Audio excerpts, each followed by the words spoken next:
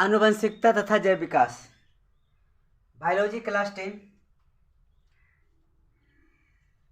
एक चैप्टर है हेरिडिटी।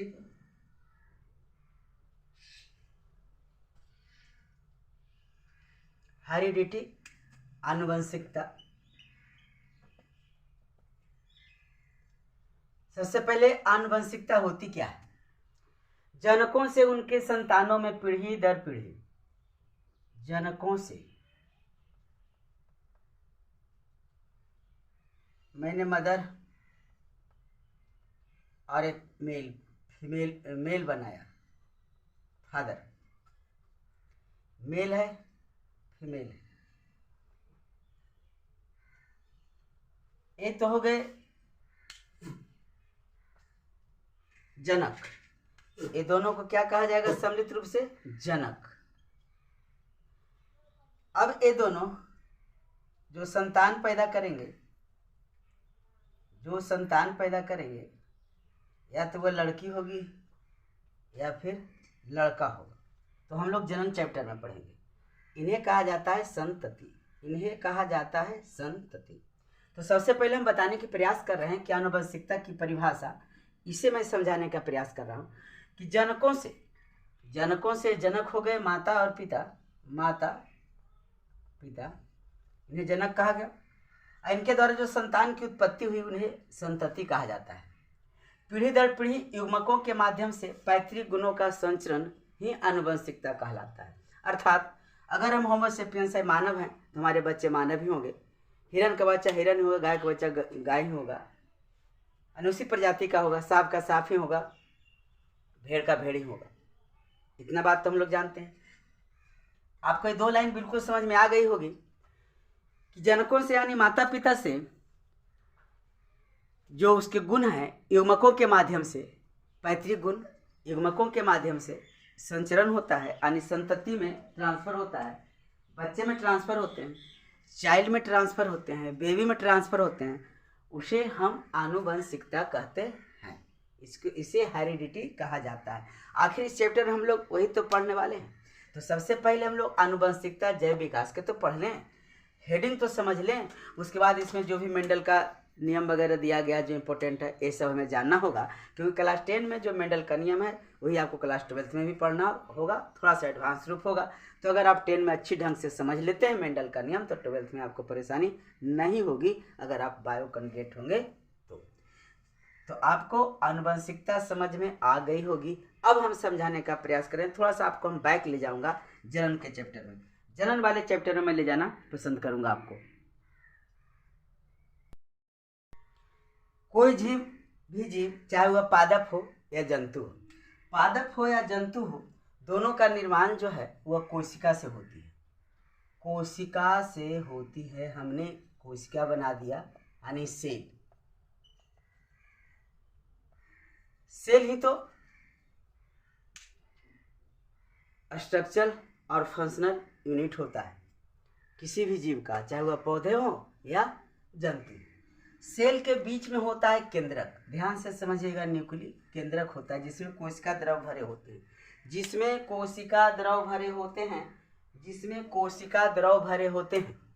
ये क्या है जी? केंद्रक है। न्यूक्लियस केंद्रक, कोशिका का केंद्रक जिसमें कोशिका द्रव भरे होते हैं, साइटोप्लाज्म भरे होते हैं, साइटोप्लाज्म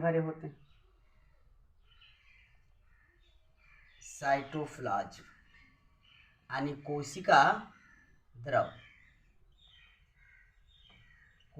भरे होते हैं। इसी में क्रोमोसोम्स मौजूद होते हैं।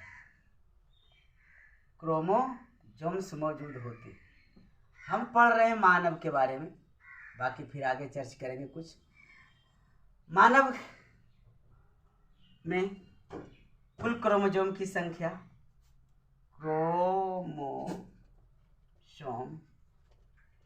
संख्या 23 जोड़ी, बोले तो 46 होते, 23 दूनी 46 क्रोमोसोम होते हैं। ये मानव की मैं बात कर रहा हूँ। मानव में 46, और जो मेंडल ने प्रयोग किए थे मटर पर, तो मटर में कुल 14 क्रोमोसोम होते हैं, यानी 7 जोड़ी। 14 क्रोमोसोम होते हैं। तो 46 क्रोमोसोम मौजूद होता है। कहाँ होता है मौजूद? तो कोशिका के केंद्रक में क्रोमोसोम मौजूद होता है, जिसमें डीएनए होती है, जिसमें डीएनए होती है।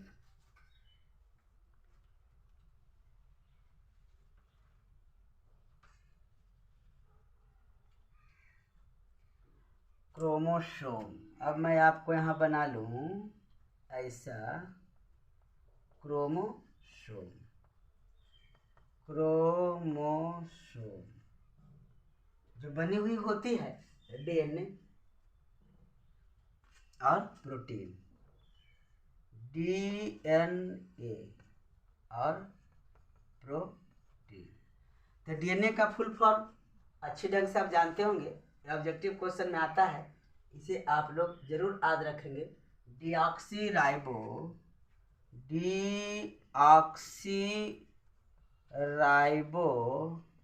न्यूक्लिक एसिड, न्यूक्लिक एसिड, आप इसे याद रखेंगे। डीएनए आरएनए का इस सब का फुल फॉर्म आता रहता है। तो जो क्रोमोसोम है वह डीएनए और प्रोटीन की बनी होती है, डीएनए और प्रोटीन की बनी होती है, डीएनए और प्रोटीन की। डीएनए की रचना जो है इसे इस प्रकार आप समझें, क्रोमोसोम से आ जाइए डीएनए, डीएनए से आ जाइए प्रोटीन, डीएनए से आ जाइए प्रोटीन, और प्रोटीन जो है बॉडी स्ट्रक्चर देता है, बॉडी स्ट्रक्चर देता है। आप लोग क्लास 6 में ही पढ़े होंगे, बॉडी बिल्डिंग फूड प्रोटीन होता है, और कार्बोहाइड्रेट और फैट एनर्जी देता है, कार्बोहाइड्रेट और फैट एनर्जी देता है, और प्रोटीन क्या है? बॉडी बिल्डर है। तो बॉडी स्ट्रक्चर का काम कौन करता है? तो प्रोटीन करता है, प्रोटीन करता है। बॉडी स्ट्रक्चर आप देख लें ढंग से, इस चीज़ को आप ढंग से समझिए ताकि कुछ भी ऑब्जेक्टिव क्वेश्चन ना छूटे और आपको बिल्कुल दिमाग में बना रहे। तो जब बॉडी डिजाइन हो गया, यानी बॉडी स्ट्रक्चर हो गई, डिजाइन हो गई, यहाँ से अब हमारा क्या बन जाएगा? बेबी। क्या हो जाएगा? बेबी। अच्छी ढंग से समझे होंगे। प्रोटीन, बॉडी स्ट्रक्चर, उसके बाद बेबी। बॉडी स्ट्रक्चर यानी डिजाइन हो गया, बॉडी डिजाइन, उसके बाद बेबी बन जाएगा। ध्यान से समझिए क्या होता है कि क्रोमोसोम ही तो भाग लेते हैं। 23वां जोड़ी जो क्रोमोसोम होता है, 23वां, 22 की नहीं बात कर रहा हूँ, 22 तक नहीं, 23वां जोड़ी ही जो है लिंक क्रोमोसोम कहलाते हैं। मैं उसको जनन चैप्टर में पढ़ाऊँगा, या खुद आप पढ़े होंगे, मैं उसका वीडियो फिलहाल नहीं दिया हूँ। तो 23वां जोड़ी जो भाग लेता है जनन में, वहाँ से क्रोमोसोम, वहाँ से समझिए कि जो क्रोमोसोम 23वां जोड़ी है उसी में तो वाई और एक्स होते हैं, उसे भी थोड़ा कुछ मैं आज बता देता हूँ। क्रोमोसोम की रचना होती है डीएनए के द्वारा। डीएनए प्रोटीन है, डीएनए की रचना प्रोटीन से हो गया, प्रोटीन से क्या बन गया? हमारा बेबी। क्या बॉडी स्ट्रक्चर हमारा प्रोटीन कर गया, बन गया बेबी, संतान की उत्पत्ति हो गई। यहीं से मेंडल ने भी अपना 3 नियम दिए हैं, जिसे हम लोग आगे कुछ समय बाद पढ़ेंगे। फिलहाल तो अभी मैं आपको क्रोमोसोम की बारे में बता रहा हूँ। अब देखिए, मैं थोड़ा जनन की बात कर लूँ तो किस प्रकार होंगे।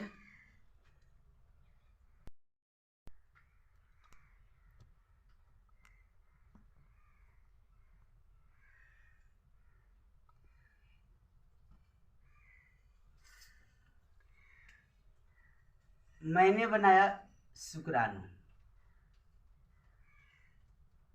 इसमें केंद्रक होंगे, क्रोमोसोम होंगे, क्योंकि कोशिका है। एक बनाया मैं अंडाणु, अंडाणु, यहाँ बनाया मैं शुक्राणु। आप समझ रहे होंगे, पैतृक पिता का और माता का, इसमें भी केंद्रक होंगे। क्या होंगे? केंद्रक, केंद्रक, यहाँ भी केंद्रक होंगे। इस केंद्रक में क्या मौजूद होगा? डीएनए मौजूद होगा। केंद्रक में क्या होगा? डीएनए होगा। केंद्रक में डीएनए होंगे।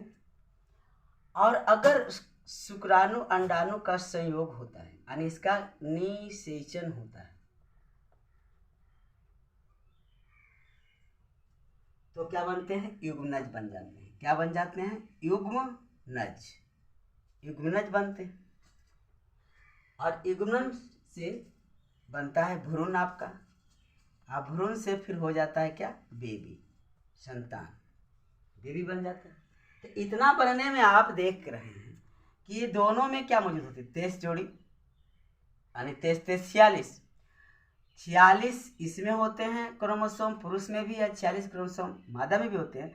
लेकिन जब हम क्रॉस करा रहे हैं तो इसका और इसका 23 इसका आया और 23 इसका आया, मिलकर यहाँ कितने हो गए, फिर से 46 हो गए, फिर से 46 बन गए, फिर से 46 बन गए। और क्या ट्रांसफर होकर के आ गया है, डीएनए, डीएनए। और डीएनए में जीन होते हैं। डीएनए कहाँ मौजूद होता है, क्रोमोसोम में, क्रोमोसोम में डीएनए होता है, क्रोमोसोम में डीएनए होता है। और डीएनए में जीन्स होते हैं।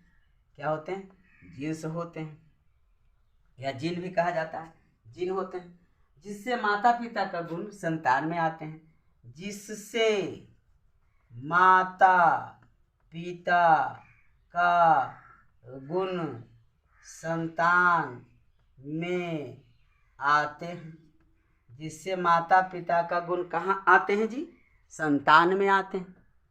इतना तो बात आपको क्लियर हो गया। अब देखिए, जब क्रोमोसोम में अंतर आ जाता है, मान लीजिए कुछ ऐसा हो कि जो क्रोमोसोम यहाँ से कुछ गड़बड़ी हो जाए, 23 से इधर 24 हो जाए, इधर 23 या 25 हो जाए, अर्थात 46 की जगह ना होकर 45 या फिर 47 हो जाए, 45 या 47 हो जाए, तो क्या हो जाएगी, विविधता आ जाएगी, अंतर आ जाएगी, और उसी को हम कहेंगे जैव विकास। अब इसको जरा एक टूटी फूटी भाषा में समझ लें आप। मान लीजिए हमारे देश इंडिया के हम लोग रहने वाले हैं, भारत में गर्म राज्य के नाम पर मशहूर है आपका राजस्थान। राजस्थान मरुभूमि है, मरुस्थल है, वहाँ हम भैंसे ले जाकर रखें तो भैंसे के प्राय रंग काली होती है। धूप में उसे छोड़ दें तो उसे बहुत परेशानी का सामना करना पड़ेगा, क्योंकि सूर्य की आने वाली सारी किरणों को वह अवशोषित कर लेता है, काला रंग, गर्मी लगेगा। लेकिन जरा जीन में हेरफेर हो गई, जीन में गड़बड़ी आ गई, मतलब इसका अगर आ गया 22 मान लीजिए, तो इसका आ जाएगा कितना, 24, 22 और 24 तो हो जाएंगे 46। यहाँ तो 46 हर हाल में होना ही है, लेकिन अगर इसको एक कम जाए उसका एक बढ़ जाए, इस प्रकार से अगर जिनमें गड़बड़ी हो जाए तो क्या होता है, कुछ विविधता आ जाती है, विभिन्नता आ जाती है, बदलाव आ जाती है। तो अगर वैसा राजस्थान के भैंस में हो जाए, उजला भैंस आ जाए, तो फायदेमंद होगा। तो कभी कभी जो विविधता है वह लाभकारी है, और कभी कभी विविधताएं जो है वह हानिकारक भी है। कभी कभी विविधताएं क्या है, लाभकारी भी है, कि हम में जो परिवर्तन आता है, लेकिन मानव एक ऐसा जीव है, ऐसा प्राणी है कि वो अपना एनवायरनमेंट खुद बना लेता है, अपना परिवर्तन खुद कर लेता है। इससे ठंडा का मौसम आता है तो हम लोग क्या कर लेते हैं, स्वेटर ले लेते हैं, रूम हीटर ले लेते हैं, गर्मी का मौसम आता है तो एसी लगा लेते हैं, कूलर लगा लेते हैं, पंखे लगा लेते हैं। हम लोग में वैसा, क्योंकि हम लोग के पास ब्रेन डेवलप है ज़्यादा। लेकिन जीवों में, अन्य जंतुओं में, अन्य जानवरों में कुछ गॉड गिफ्टेड ऐसा है, हाइब्रेशन के लिए चले जाते हैं। जैसे केचुआ ही देख लीजिए, बरसात में घूमता है, लेकिन अदर मौसम में, गर्मी के मौसम में या जाड़े के मौसम में ज़मीन के नीचे चला जाता है। उसको क्या कहते हैं, हाइब्रेशन में। जैसे लॉकडाउन हुई ना, उस प्रकार से कुछ समय के लिए भोजन ग्रहण कर छुप जाता है। जैसे स्नेल को ले लीजिए, घोंघा को ही ले लीजिए, छुप जाता है कुछ समय के लिए। अगर उसमें भी वैसा परिवर्तन आ जाए कि केचुआ सूखे स्थानों पर भी आराम से घूम सके, जैसे बरसात में घूमता है, तो क्या है, घूमेगा। आज का डायनासोर विलुप्त हो गया, मौसम परिवर्तन हुआ। अजैविक और जैविक कारक मिल करके ही तो पारिस्थितिक तंत्र का निर्माण होता है। अजैविक और जैविक कारक मिल करके, इसे तो बायोलॉजी में ही पढ़ना है। लेकिन फिलहाल इस चैप्टर में हम आपको समझाने का कोशिश कर रहे हैं क्या, आनुवंशिकता और जैव विकास। तो आनुवंशिकता कैसे, किस प्रकार से पैतृक गुण आता है। तो पिता का क्रोमोसोम शुक्राणु से आया और माता का क्रोमोसोम अंडाणु से आया। क्रोमोसोम में थे डीएनए, डीएनए में प्रोटीन था, डीएनए में जीन था। जीन ही है वो शब्द क्या है, जीन ही है वो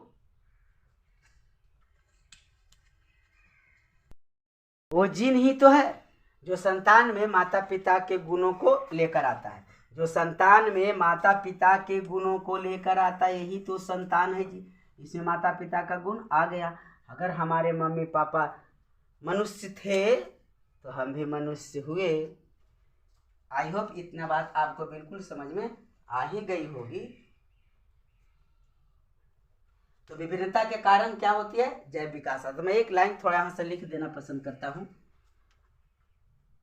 आपका क्वेश्चन अगर आए एग्जाम में तो आप उसे सोल्व कर सकें।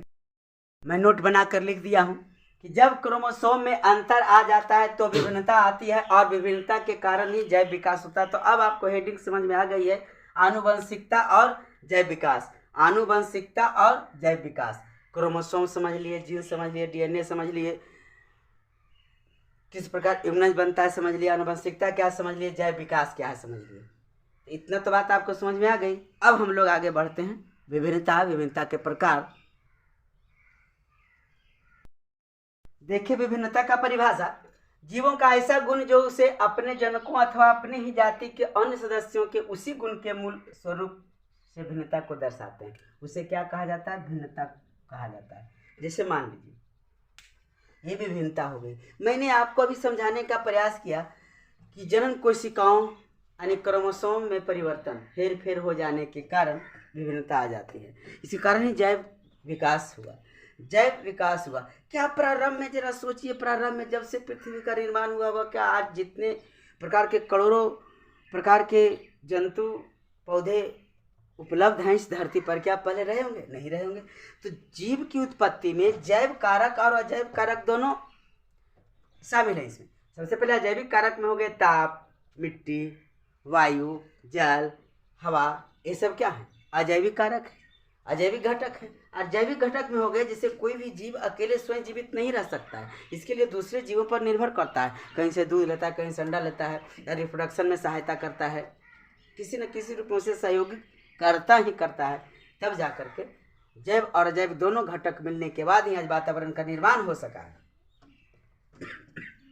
तो इतनी जो विभिन्नताएं आई, इतना जो जैव विकास हुआ, आज हम लोग मनुष्य तक बन गए। आप लोग हिस्ट्री में या बायोलॉजी में भी है, बायोलॉजी में भी पढ़े होंगे।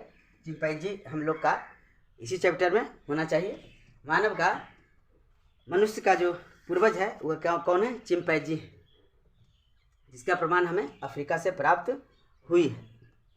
तो हम लोग पहले क्या थे? बंदर थे, चिंपैंजी थे। क्या उसके पहले छोटे जीव होंगे? जलीय जीव पहले हुआ होगा, शैवाल टाइप का, फिर जंतु हुआ होगा, उसके बाद फिर धीरे धीरे हम जैसे मनुष्य आए हैं।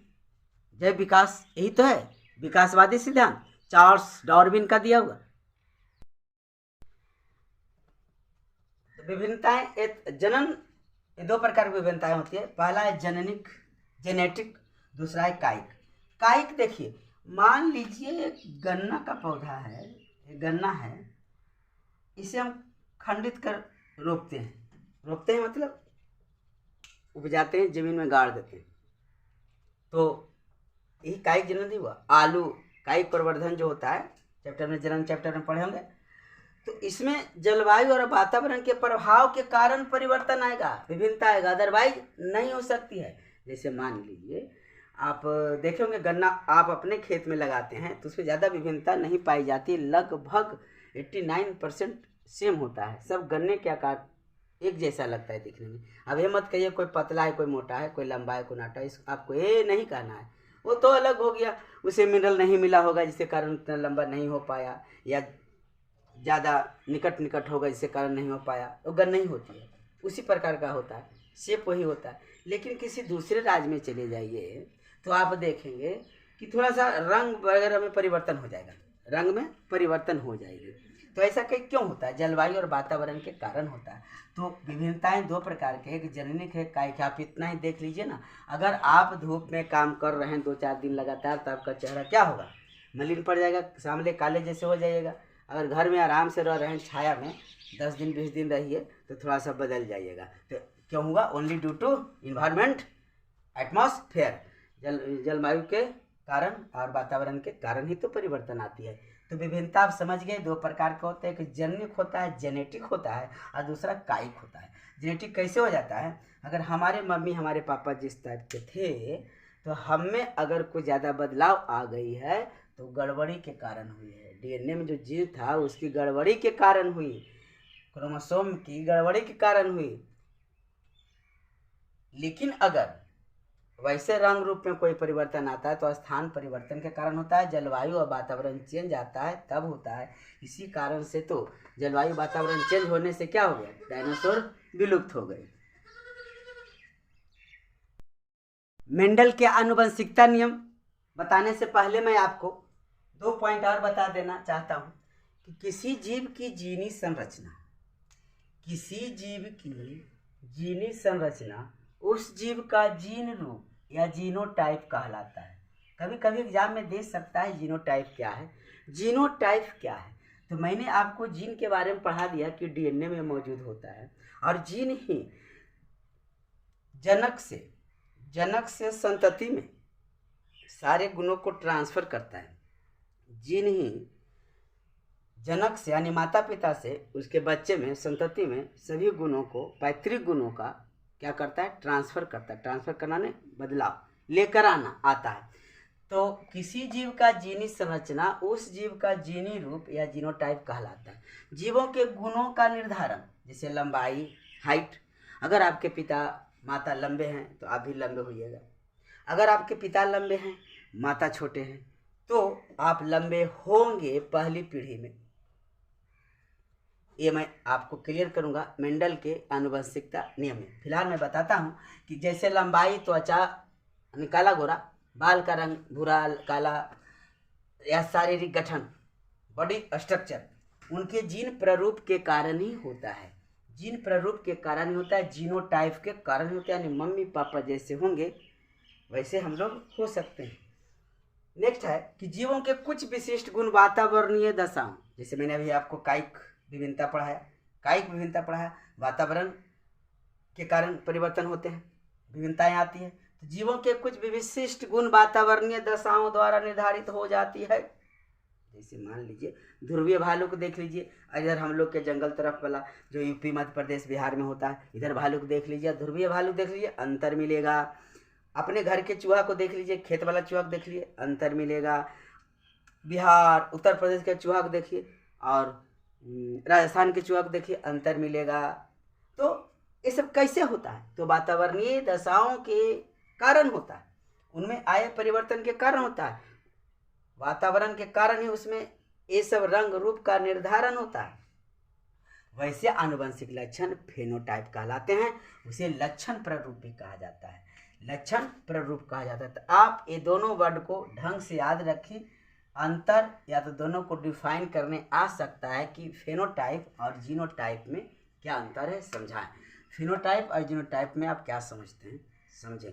तो फेनोटाइप में क्या होता है, जीनी संरचना तो आता ही आता है, आपका वातावरणीय दशा। जैसे मान लीजिए कि हमारा जन्म हुआ इंडिया में और हम लोग सावले हैं, हम छोटे थे 1-2 माह का, तभी आपके पेरेंट्स चले जाएं ऑस्ट्रेलिया, चले जाएं इंग्लैंड, ठंडे प्रदेशों में, वहाँ जाकर ऑस्ट्रेलिया में रहें, तो आप निश्चित रूप से आपके रंग में वातावरण दशाओं के कारण परिवर्तन आ ही जाएगी। अगर हम लोग के युगांडा क्या कहता है, साउथ अफ्रीका भेज दिया जाए तो गोरे लोग भी जो भारत में गोरे हैं वो थोड़ा सांवले काले हो जाएंगे, ओनली ड्यू टू वातावरण दशाओं के कारण ऐसा होता है। तो आपने जीनोटाइप फिनोटाइप को आसानी से समझ लिया होगा। अब हम लोग बढ़ते हैं मेंडल का आनुवंशिकता नियम, जो वेरी इंपॉर्टेंट आज की वीडियो का मेन टॉपिक होगा। मेंडल का आनुवंशिकता नियम। ग्रेगर मेंडल ने 3 नियम दिए, यही तीनों नियम को हम लोग चर्चा करेंगे और समझेंगे अच्छी ढंग से, ताकि 12th में भी आप में को कोई परेशानी ना हो। अब हम लोग देखेंगे मेंडल के आनुवंशिकता नियम, मेंडल के आनुवंशिकता नियम। लेकिन उसके पहले हम लोग ग्रेगर जॉन मेंडल के बारे में कुछ समझ लेते हैं, क्योंकि यहाँ से भी ऑब्जेक्टिव क्वेश्चन आते रहते हैं। ग्रेगर जॉन मेंडल उनका पूरा नाम था। उनका जन्म ऑस्ट्रिया में हुआ था, जहाँ हिटलर जहाँ के रहने वाले थे। हिटलर भी ऑस्ट्रिया के ही थे, उन्हें वहाँ से निकाल दिया गया, तब इटली गए थे। तो ग्रेगर जॉन मेंडल का जन्म 1822 में हुआ था ऑस्ट्रिया में। वे ब्रून नामक स्थान पर ईसाइयों के मठ का पादरी थे। ईसाइयों के मठ का पादरी थे ब्रून नामक स्थान पर। कहाँ जन्म हुआ था? ऑस्ट्रिया में 1822 ईस्वी में। उनकी मृत्यु 84 में हो गई। आगे देखते हैं हम लोग कि ग्रेगर जॉन मेंडल ने जो आनुवंशिकता के नियम प्रतिपादित किए, इसके लिए उन्होंने मटर का पौधा चुना था। मटर का पौधा चुना था और इस पर उन्होंने प्रयोग किया। सबसे पहले उसने क्या किए कि मटर का पुष्प ले लिए, एक जैसे हम पुष्प बना लेते हैं,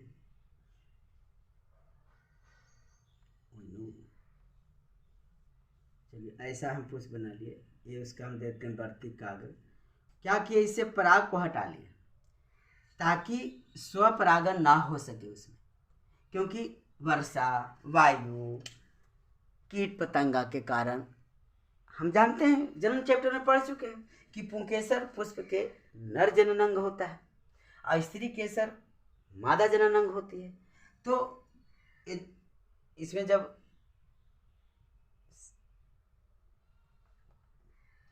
लिंग जनन होगा, लैंगिक जनन होगा, तो पुंकेसर से जो पराग है, पराग कोश से पराग निकल कर गिरेंगे तो निषेचन हो जाएगा ना, युग्मज बन जाएंगे। तो क्या किए? पराग को हटा लिए, पुष्प से पराग को हटा लिए और उन्होंने एक निष्कर्ष पर पहुंचा। वही तो मैं आगे आपको बताऊंगा, वही तो आपको पढ़ना है, मेन पॉइंट तो वही तो समझना है, केवल याद करने से नहीं होगा, समझने से होगा। तो ये बात जब कोई कुछ उन्होंने निष्कर्ष पर पहुंचा, जैसे एक लंबे पौधे लिए और एक बौना पौधे लिए, मटर काहे लिए ये भी याद रखना है, मटर के पौधे पर उन्होंने प्रयोग किया था, तब उन्होंने पाया इस प्रकार का। तो उन्होंने देखा कि ये प्रभावी लक्षण है, अप्रभावी लक्षण है। तो प्रथम पीढ़ी में प्रभावी लक्षण ही दिखता है, अप्रभावी लक्षण नहीं दिखता है। तो टी ही क्यों दिया गया? जबकि बौना था, ही टॉल था, तो टॉल से तो टी समझ में आया, शॉर्ट से तो एस देना चाहिए था। वो इसलिए ताकि ऐसा उन्होंने किया ताकि हम जैसे लोगों को, विद्यार्थी को या आने वाले लोगों को समझ में आए कि इस टी से, कैपिटल टी और स्मॉल टी से लंबा तो सूचित हो रहा है, टी से शॉर्ट सूचित हो रहा है, क्योंकि यह क्रोमोसोम को बता रहा है, उसके क्रोमोसोम को बता रहा है। क्रोमोसोम ही तो आगे जेनेटिक प्रभाव डालेगा ना। तो दोनों में क्रॉस करवाए थे, तो क्या देखे कि प्रथम पीढ़ी में यानी लंबा पौधा और छोटा पौधा वाले से क्रॉस करवाए तो उन्हें लंबे पौधे के बीज ही प्राप्त हुए फर्स्ट पीढ़ी में। इसके बाद फिर चेंजिंग आएगी, इसके बाद फिर चेंजिंग आएगी, लेकिन यहाँ तक नहीं आई थी। इस बात को उन्होंने वहाँ के एक मैगजीन में, कहाँ, ब्रून नामक स्थान था ना ऑस्ट्रिया में, वहाँ के मैगजीन में उन्होंने छपवा दिया। उस मैगजीन का नाम था annual proceedings of the natural history society of Brunn. Annual proceeding of the annual proceeding of the natural history society में उन्होंने क्या किए? छपवाए। ब्रून तो जगह का नाम है, ब्रून में छपवाए, छपा। लेकिन विश्व के कोई और लोग, वैज्ञानिक लोग इस पर ध्यान नहीं दिए। उन्हें लगा कि नहीं, ये जो बोल रहे हैं गलत बात है, ऐसा निष्कर्ष नहीं निकल सकता है। तब वे तो मर गए। छपा था 1866 ईस्वी में। 1866 ईस्वी में एक मैगजीन में उनकी यह बात छपी थी। निष्कर्ष, जो निष्कर्ष पर पहुंचे George Mendel, Gregor John Mendel जो पहुंचे थे निष्कर्ष पर, निष्कर्ष छपी इतना में इस मैगजीन में। लेकिन विश्व के अन्य वैज्ञानिक लोग इस पर ध्यान नहीं दिए। अगर दिए भी तो उन्हें लगा कि नहीं, ये गलत बात है। तो उनके मरणोपरांत 34 वर्ष बाद 1900 ईस्वी में 34 वर्ष बाद 1900 ईस्वी में इनके प्रयोग के निष्कर्ष को वैज्ञानिकों ने मान्यता दे दिया। 34 वर्ष बाद 1900 ईस्वी में अन्य वैज्ञानिकों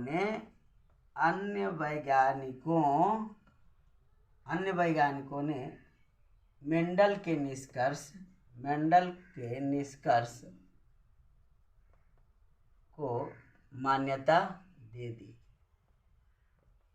इतनी बात आप समझ गए।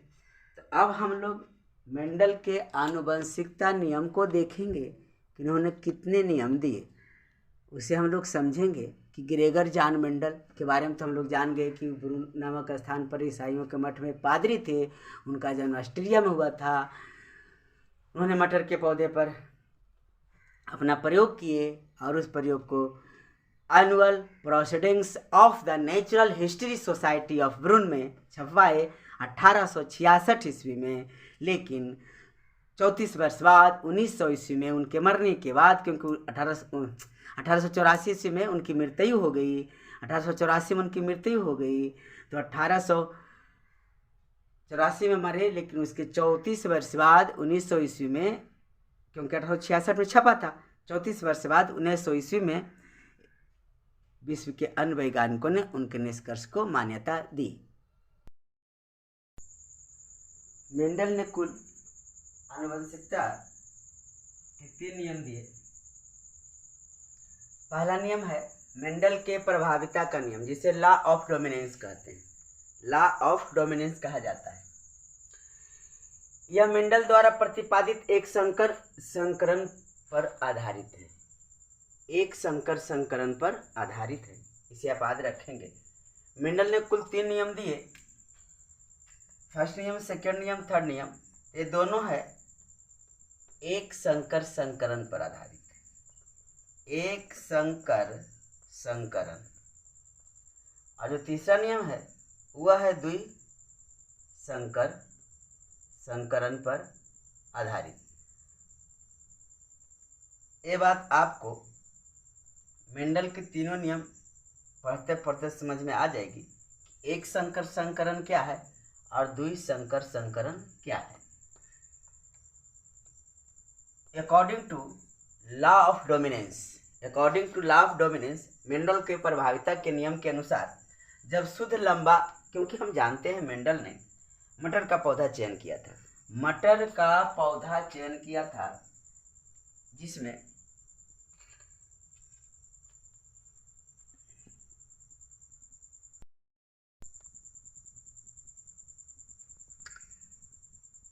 हम जानते हैं कि मानव में क्रोमोसोम की संख्या 46 होती है, वैसे ही मटर में क्रोमोसोम की संख्या 14 होती है। इसे आप याद रखेंगे। मटर में क्रोमोसोम की संख्या 14 और मानव में 23 जोड़ी होती है। जब शुद्ध लंबा तथा शुद्ध बौने पौधों के बीच संकरण कराया जाता है, एकल संकरण, शुद्ध लंबा और शुद्ध बौना पौधों के बीच संकरण कराया, तो उन्होंने चयन किया कि एक टॉल और एक शॉर्ट, एक टॉल पौधे एक शॉर्ट पौधे को लिया जाए। और संकरण कराने के बाद जो हाइब्रिडेशन हुआ, क्रॉस करवाए, तो जो नई संतति पौधे का उत्पत्ति हुई उसे प्रथम पीढ़ी कहा गया। तो प्रथम पीढ़ी यानी F1 में विपरीत लक्षणों में से केवल एक प्रभावी लक्षण जो लंबापन था दिखाई देता है। मेंडल ने कहा कि जब हमने एक शुद्ध लंबा और एक शुद्ध बौने पौधे के बीच संकरण करवाया, तो जो नई संतति हुई वह लंबा ही था, अर्थात शुद्ध लंबा वाले का गुण प्रभावी था और अप्रभावी लक्षण बौनापन छिपा रहता है।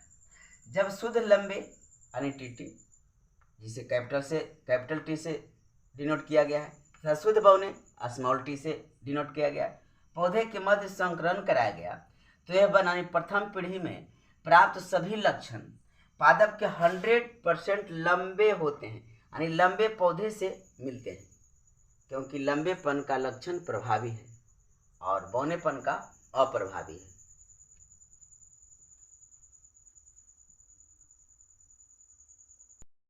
मेंडल के प्रथम प्रभाविता के नियम को आप नोट कर लें कॉपी पे। प्रभाविता के नियम यहाँ से अगर पूछा जाए तो लिखना है आपको, ये पूरे कंप्लीट एग्जाम्पल तक लिखना है। अब इसके आगे मैं आपको समझा रहा हूँ कि किस प्रकार लंबे और शुद्ध लंबे और शुद्ध बौने पौधे के बीच संकरण कराए तो A1 पीढ़ी में परिभागता के लक्षण दिखाई पड़े।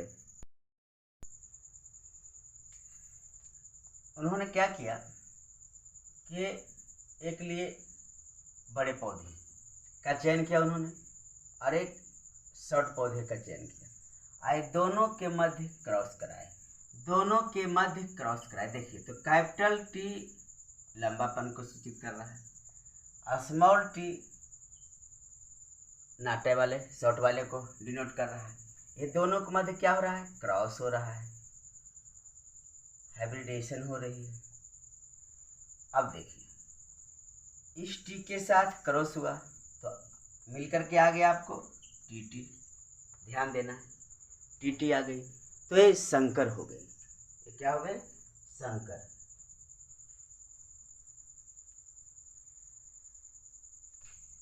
अब देखिए इस टी को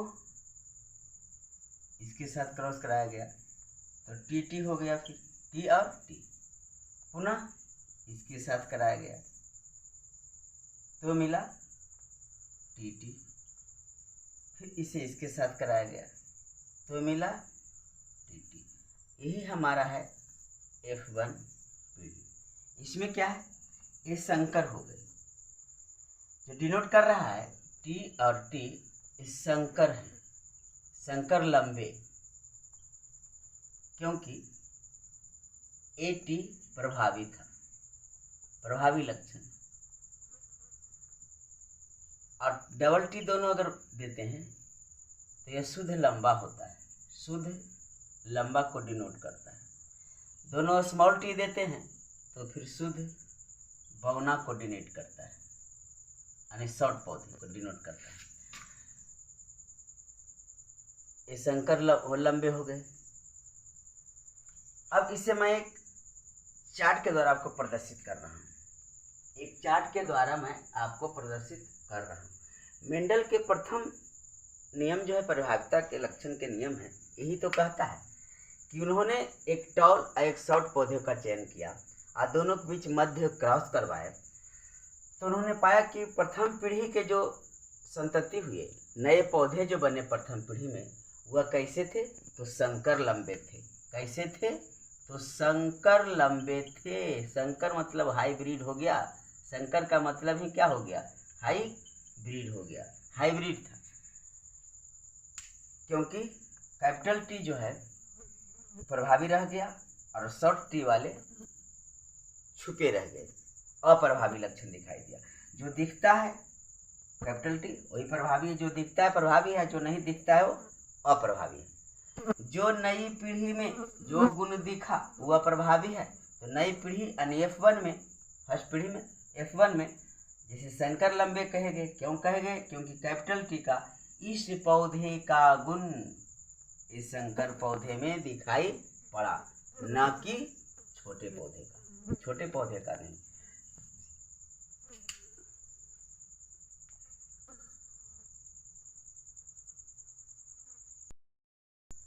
अब हम इसे एक चार्ट द्वारा देखते हैं, कैपिटल T वाले और स्मॉल t, कैपिटल T और स्मॉल t।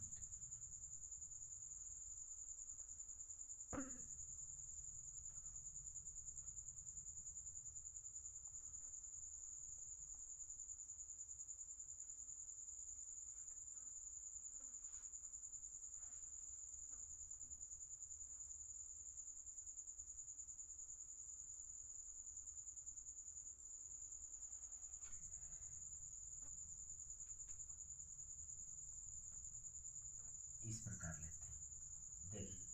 देखिए ET इसके साथ किया तो TT हो गया। ध्यान से देखिए और समझिए। ET इसके साथ किया, ET इसके साथ किया, ET इसके साथ किया,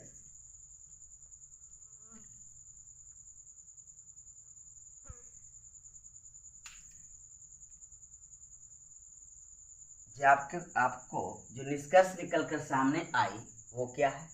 निष्कर्ष से ही तो है, यही निष्कर्ष तो है।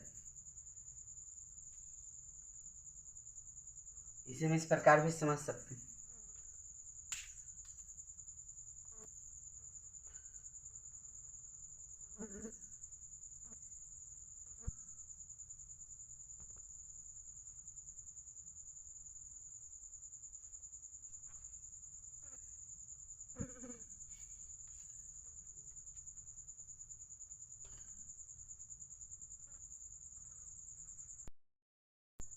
मेंडल का सेकंड लॉ है law of segregation. Law of segregation यानी पृथक्करण का नियम। इसे युग्मकों के शुद्धता का नियम भी कहते हैं। कभी कभी एग्जाम में दे देता है युग्मकों के शुद्धता का नियम बताएं मेंडल का, उसे ही पृथक्करण का नियम कहते हैं। इंग्लिश में इसे लॉ ऑफ सेग्रीगेशन कहा जाता है। अकॉर्डिंग टू दिस लॉ, इस नियम के अनुसार मेंडल का दूसरा नियम क्या है कि जब प्रथम पीढ़ी यानी F1 के विषम युग्मनजी पौधों में स्वपरागन कराते हैं तो द्वितीय पीढ़ी यानी F2 के सदस्यों में परस्पर विपरीत लक्षणों का एक निश्चित अनुपात में पृथक्करण हो जाता है। हम उस अनुपात को समझेंगे, उस अनुपात को हम लोग समझेंगे तब ये आपको बिल्कुल याद रहेगी, क्योंकि समझ जाने के बाद कुछ चीज़ें बिल्कुल याद रहती है। अगर हम किसी प्रकार किसी चीज़ों को रटते हैं, याद करते हैं, समझते नहीं हैं तो फिर मुश्किल हो जाता है याद रखना। पहले समझना जरूरी है। तो मैं आपको समझाऊंगा, एक बार इस परिभाषा को आप देख लें। अतः यह लक्षणों के पृथक्करण का नियम कहलाता है। पृथक्करण का ही होता है मतलब अलग होना। जब F1 पीढ़ी से प्राप्त पौधों के बीच, प्रथम नियम में मैंने क्या पाया? F1 पीढ़ी को पाया। प्रथम नियम में मैंने क्या पाया? F1 पीढ़ी को पाया, जिसके अनुसार टॉल यानी टी वाला जो प्रभावी लक्षण दिख गए, यानी प्रथम पीढ़ी में सभी पौधे, सभी संतति लंबे थे, लेकिन जो स्मॉल वाला था, शॉर्ट पौधे का जो था, वह क्या था? छुपा हुआ था। अप्रभावी लक्षण कहाँ थे? गौण थे F1 में। तो F1 से प्राप्त पौधों के बीच स्वपरागन कराया गया तो F2 में, यानी उसके बाद जो संतति पैदा हुई, F2 में लंबे तथा बौने दोनों प्रकार के पौधे प्राप्त हुए। इसे देखिए, इस प्रकार मैं आपको बताने का प्रयास कर रहा हूं कि F1 और F2 पीढ़ी पहले समझ लीजिए। F1 और F2 पीढ़ी को समझ लीजिए। मैंने लिया टॉल पौधा, ठीक, एक लिया शॉर्ट पौधा, आए दोनों के मध्य करा दिया हम क्रॉस, तो ये दोनों से जो संतति होगी पैदा, उसे हम F1 कहेंगे। इसे टी से डिनोट किया, इसे स्मॉल टी से, कैपिटल टी और स्मॉल टी। यहाँ तो होगा कैपिटल टी स्मॉल टी, परंतु वो होंगे कैसे? तो लंबे ही होंगे, लंबे ही होंगे। ये वाला टी इसमें अप्रभावी है, छुपा हुआ है, यह बंद हो गई। अब कहा जा रहा है कि F1 पीढ़ी से यहाँ से दो चीज़ें निकल कर आ रही है आपको, यहाँ से दो चीज़ें निकल कर आ रही है आपको, इस बात को समझिए। यहाँ से दो चीज़ें निकल कर आ रही है, एक कैपिटल और एक स्मॉल। अब यहाँ देखिए, इसी को अनुपात में हमें समझनी है, एक कैपिटल टी एक स्मॉल टी, राइट। एक लंबे वाले हो गए, एक शॉर्ट वाले हो गए। मैं यहाँ लेता हूँ, एक कैपिटल हो गए, एक शॉर्ट हो गए। इसे एक चार्ट द्वारा पहले समझ लीजिए। यह देखिए, यहाँ हम क्या करा रहे हैं? क्रॉस करा रहे हैं।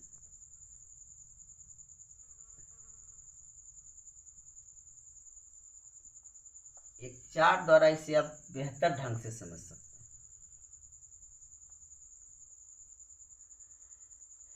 टी टी ईटे ईटी के साथ टी टी टी टी, तो आपके पास जो चीजें निकल कर आई है, जो आपके पास प्रोडक्ट बन रहा है, उत्पाद जो बन रहा है, समझिए क्रॉस करवाने के बाद जो संतति बनकर आई है, यह।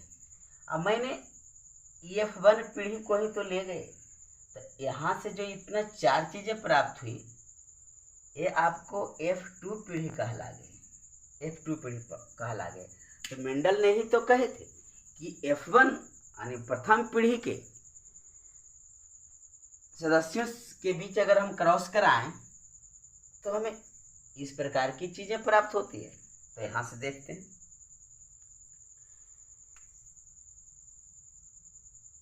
टॉल, ध्यान से देखिएगा, यहाँ भी टॉल, ये रहेगा प्रभावी, अप्रभावी, यहाँ भी टॉल, पहले स्मॉल है उससे क्या, बाद में कैपिटल है, यानी शॉर्ट लॉन्ग वाला है, टॉल वाला है। तो ये तीनों कैसे हो गए, लंबे हो गए। कितने हैं जी, 3। और स्मॉल वाले जो हैं बौने हैं, कितने हैं जी, 1। तो ही हुआ 3:1, 3:1। यही से चला 3:1। इसे लक्षण प्ररूप यानी फिनोटाइप कहेंगे। लक्षण प्ररूप यानी फिनोटाइप कहेंगे। लक्षण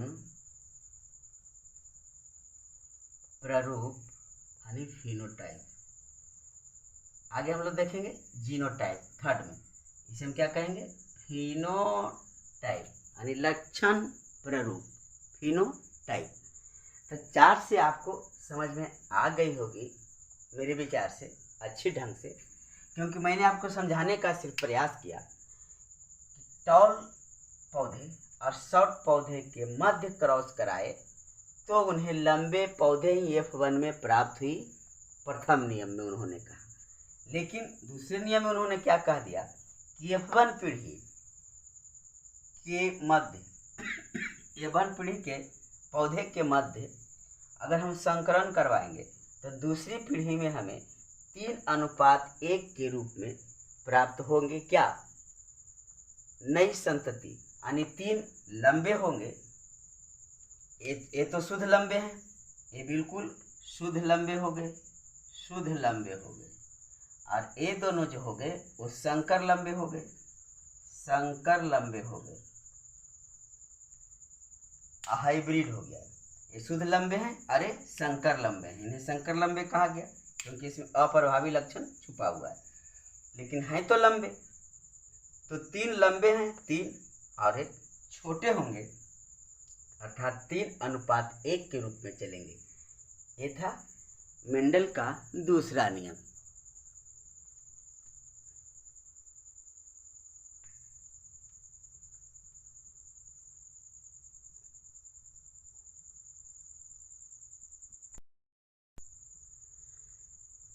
आपने समझे, उसमें 3 और 1 अनुपात होता है। जीन प्ररूपी अनुपात को समझिए, जीनोटाइप को समझिए। इसको इस प्रकार समझाते हैं, देखिए। मेंडल ने लाल पुष्प लिया, लाल पुष्प, जिसे हम लोग कैपिटल R से सूचित कर लेते हैं, लाल पुष्प को। सफेद पुष्प लिए, इसे आप टॉल और शॉर्ट में भी बना सकते हैं, नो प्रॉब्लम। और सफेद लिए, जिसे हम लोग स्मॉल r से सूचित करते हैं, सफेद पुष्प। ठीक, आप इस पर भी कर सकते हैं, थोड़ा सा टॉपिक चेंज करके मैं बता रहा हूँ। आप इसे कैपिटल टी, स्मॉल टी भी कीजिए, कोई दिक्कत नहीं। तो देखिए, ये फर्स्ट पीढ़ी की जहाँ तक की बात है, ये इसके मध्य क्या करवाया उन्होंने, क्रॉस करवाया। तो यहाँ से हो गया आपका फर्स्ट पीढ़ी में क्या आया हमें बनकर, R, लाल और सफेद। जहाँ R ही प्रभावी दिखे, R ही प्रभावी दिखा, ये तो F1 हो गई, इसे F1 लिख लेते हैं, फर्स्ट पीढ़ी। अब इसके बाद उन्होंने यहाँ से निकाला RR और RR के बीच मध्य अब क्रॉस करवाए।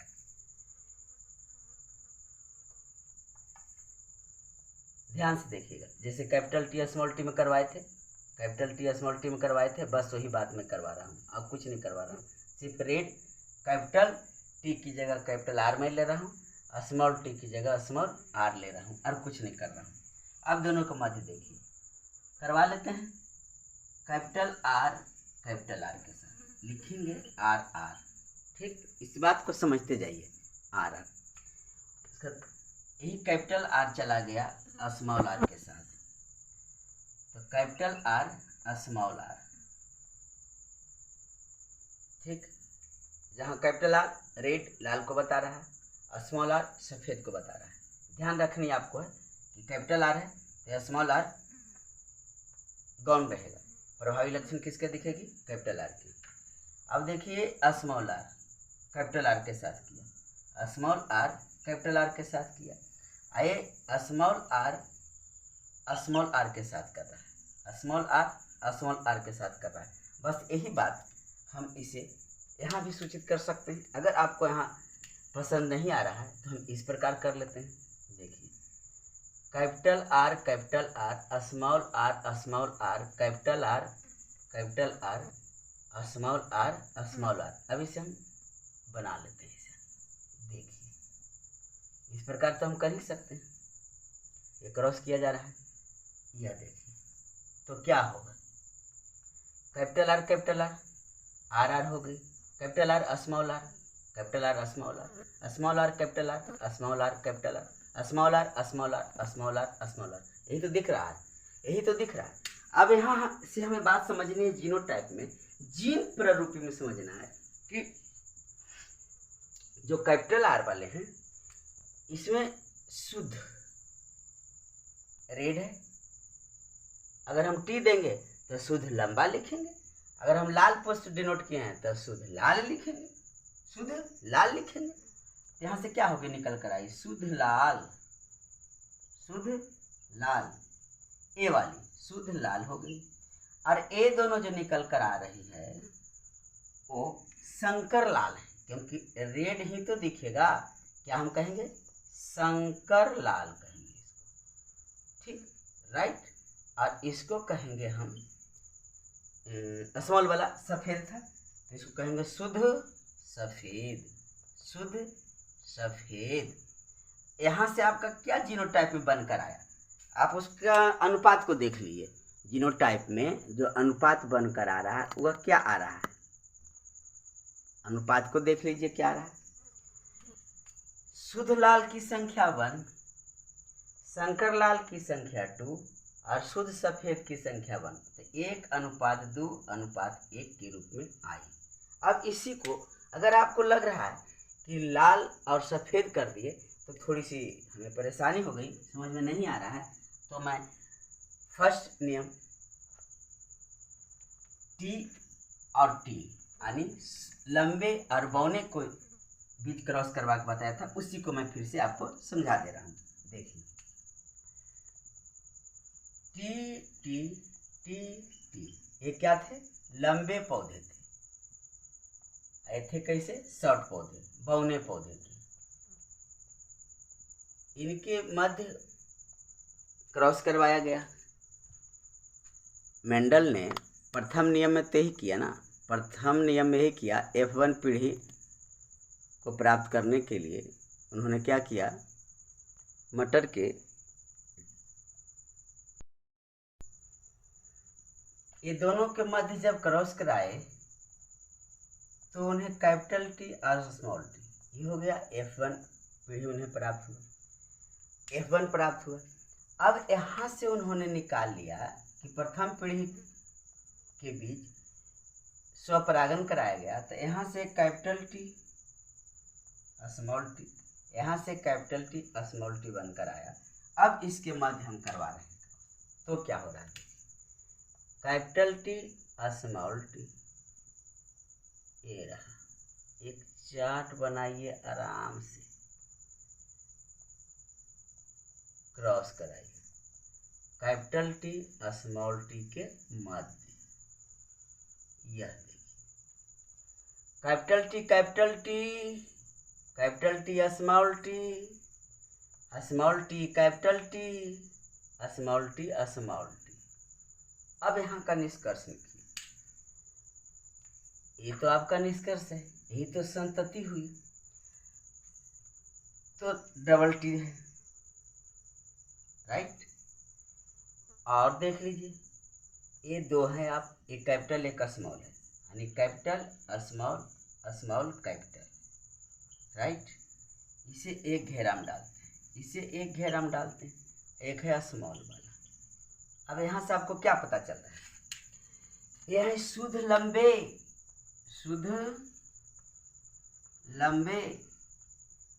और ये जो है इसमें स्मॉल वाले जो हैं वो क्या हुआ है, छुपा हुआ है। इसे तो संकर कहेंगे ना, ये हो गए शुद्ध लंबे, ऐसे क्या कहेंगे, संकर लंबे कहेंगे।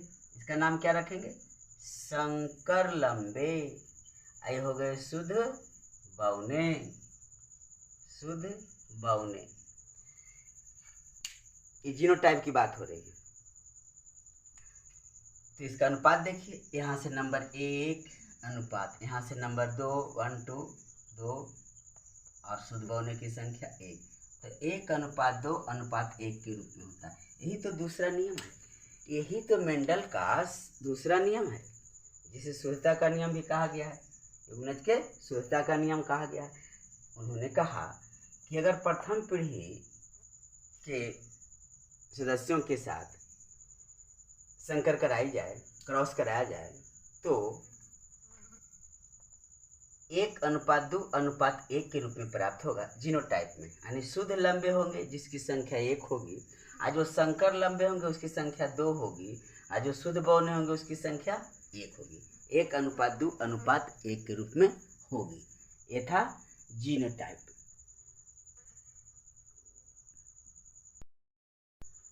मेंडल का तीसरा नियम है स्वतंत्र अपव्यूहन का नियम। ये द्विसंकर संकरण पर आधारित है। द्विसंकर संकरण पर आधारित है मेंडल का तीसरा नियम। कभी कभी 1 नंबर का क्वेश्चन आ जाता है, मेंडल का तीसरा नियम किस पर आधारित है, निम्न में से किस पर आधारित है? तो हम लिखेंगे या ऑप्शन में गोला लगाएंगे, द्विसंकर संकरण पर। और मेंडल का प्रथम और दूसरा नियम दोनों एक संकर संकरण पर आधारित है। इस बात को आप याद रखेंगे बिल्कुल। इसे अंग्रेजी में लॉ ऑफ इंडिपेंडेंस असॉर्टमेंट कहते हैं। इस प्रकार के संकरण में जब किन्हीं 2 या 2 से अधिक कारक युग्मकों के लिए 2 या 2 से अधिक कारक, इसमें 2 कारण लिए हैं। पहले में तो सिर्फ एक टॉल एक शॉर्ट लिया गया था, लंबाई पर था, हाइट पर था, या तो मैंने कलर पर बताया, लाल और सफेद, सिर्फ कलर लिया गया। एक कारक लिया गया, एक फैक्टर लिया गया। बात को समझिए, एक कारक एक फैक्टर लिया गया, लेकिन यहाँ क्या कहा जा रहा है, 2 या 2 से अधिक कारक। तो हम यहाँ बताएंगे, इसमें हम बनाएंगे एक फिजिकल ले लेंगे और एक कलर में ले लेंगे, जैसे कि लाल, गोल, झुर्रीदार, उजला, इस प्रकार का लेकर के हम 2 कारक लेकर के करेंगे। तो कहता है 2 जोड़ी विपरीत प्रभावों वाले, 2 जोड़ी विपरीत प्रभाव वाले, मैंने विपरीत प्रभाव बोला, एक बोला लाल गोल, एक बोला झुर्रीदार सफेद, ऐसा करके। तो 2 जोड़ी विपरीत प्रभाव वाले, जोड़ी 2 जोड़ी में बोल रहा हूँ, एक जोड़ी इधर एक जोड़ी इधर, एक जोड़ी मैंने लिया लाल और गोल, एक तरफ लिया झुर्रीदार और सफेद। पौधों के बीच संकरण कराया जाता है तो इन कारकों का पृथक्करण तथा चयन स्वतंत्र रूप से होता है, इसीलिए इसे कहा गया इंडिपेंडेंस। स्वतंत्र रूप से होता है, अर्थात एक लक्षण की वंशागति दूसरे लक्षण को प्रभावित नहीं करती है। एक लक्षण की वंशागति दूसरे लक्षण को प्रभावित बिल्कुल नहीं करती है। अब हम लोग इसके नियम को तो जान लिए, अब हम लोग इसे समझेंगे एक चार्ट बनाकर, जैसे पिछले दोनों रूल को, दोनों नियम को हम लोग समझे थे। अब मैं इसे आपको चार्ट द्वारा समझाने का प्रयास करता हूँ। पहले जनक पीढ़ी और F1 पीढ़ी देख लीजिए, उसके बाद हम लोग F2 पीढ़ी को देखेंगे। स्वतंत्र अपव्यूहन का नियम कहता है कि इसमें 2 अलग अलग फैक्टर को लिया गया, एक जोड़ी। एक पीला और गोल बीज को लिए पहले, जिसे कैपिटल वाई और कैपिटल आर से डिनोट किया गया। एक जोड़ा हो गया, देखिए तो पीला और गोल, और अलग अलग है, रंग में हो गई या आकार में हो गई। एक जोड़ी यहाँ भी है, एक हरा है, एक झुर्रीदार बीज लिया इन्होंने। हरा को स्मॉल बाई और झुर्रीदार को स्मॉल आर से सूचित किया गया। अब ये दोनों के बीच क्रॉस कराया गया, युग्मक बने, तो हमें प्राप्त हो गई कैपिटल वाई और स्मॉल वाई, कैपिटल आर और स्मॉल आर। ये पी जनक की पीढ़ी हो गई। इससे हमें पीला और गोलाकार बीज प्राप्त हुआ, पीला और गोलाकार बीज प्राप्त हुआ, क्योंकि प्रभाविता के नियम के अनुसार प्रभावी लक्षण इसमें रह जाते हैं। इसमें कैसे लक्षण रह जाते हैं, प्रभावी लक्षण रह जाते हैं। ये हो गई प्रथम नियम के अनुसार। दूसरा नियम में आता है कि F1 पीढ़ी से दूसरा पीढ़ी के लिए हम जब उत्पन्न करते हैं क्रॉस करवा करके। अब देखिए यहाँ से अलग अलग बना लीजिए 2। जिस प्रकार आपने समझा दूसरा नियम में, उसी प्रकार यहाँ भी आप समझने की प्रयास करें। तो देखिए कैपिटल आर बाई अब कैपिटल आर हो गई, फिर कैपिटल वाई स्मॉल आर हो गई, फिर स्मॉल वाई कैपिटल आर हो गई, स्मॉल वाई कैपिटल आर हो गई, स्मॉल आर हो गई। बस जस्ट लाइक उसी प्रकार से देखिए, यहाँ से इसको क्रॉस हुआ निकल कर आ गया सामने, यहाँ से इससे मिलाए निकल कर आ गया सामने, यहाँ से इसको मिलाए निकल कर आ गया सामने, यहाँ से इसको मिलाए निकल कर आ गया सामने। जस्ट लाइक वहाँ भी वही मैंने किया। तो A1 पीढ़ी में यहाँ प्राप्त हुई। तो चार चार अन्य संतति हमें मिले, चार चार अन्य संतति हमें मिले।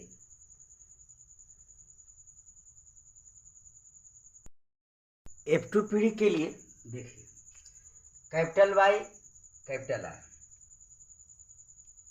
पीला गोल के लिए capital Y small R, small R capital R, small Y small R. तो A1 पीढ़ी में 4 बजकर आया था, 4 बजकर आया था। बायां तरफ दायां तरफ लिखिए और यहाँ युग्मज बनाइए यानी क्रॉस करवाइए।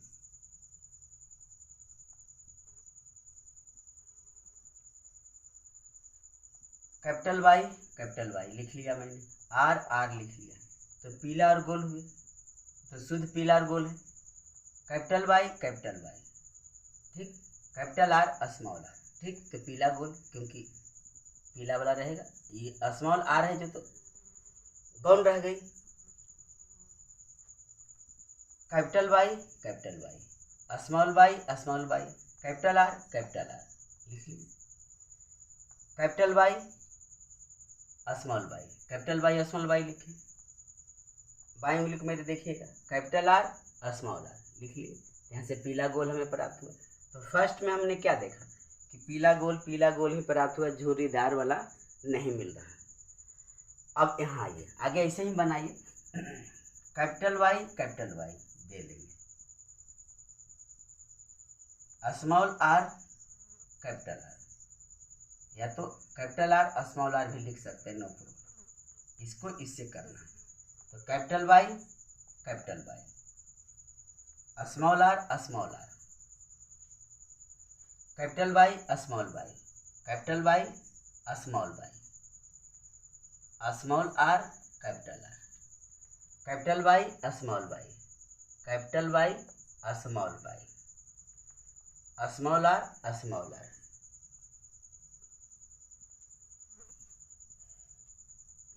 Y capital Y capital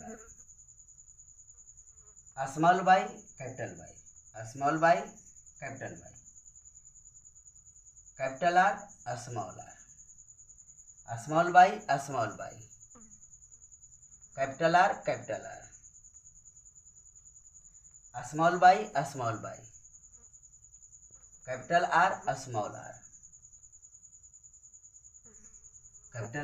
small R. यहाँ से कीजिए, small Y capital Y small Y capital Y small R capital R small Y capital Y small Y capital Y small R small Y small R capital R small Y small R. यहाँ से निकल कर कितने आ रहे हैं सो देखिए, 1 2 3 4, 4 चौ 16, 4 चौ 16। जो प्रोडक्ट हमारे नई संतति यहाँ से बन रहे हैं वो कितने बन रहे हैं, तो 4 चौ 16। तो इसमें इन बीजों के लक्षण प्ररूपी का जो अनुपात कट कर आया वो आ रहा है कितने, 9:3:1। जो 1 हो गए एकदम स्मॉल वाले आ जाएंगे सारे, 9:3:1 के रूप में। पीला गोल ये वाले 9 हो जाएंगे। पीला गोल वाले को देखिए, मैंने लिख दिया। जो पीला गोल आ रहे हैं 1 2 3 4 5 6 7 8 9, 9 हो गए। पीला गोल वाले कितने हो गए, 9। पीला गोल वाले की संख्या कितनी हो गई, 9। अब हरा झुर्रीदार ये सब को निकालते हैं। यहाँ से बात को समझिए, पीला गोल कुल हो गए 9। पीला झुर्रीदार की संख्या 1, 2 और 3। ये हो गया आपका पीला झुर्रीदार। अब देखिए बच गया हरा झुर्रीदार। हरा झुर्रीदार ये हो गया आपका हरा,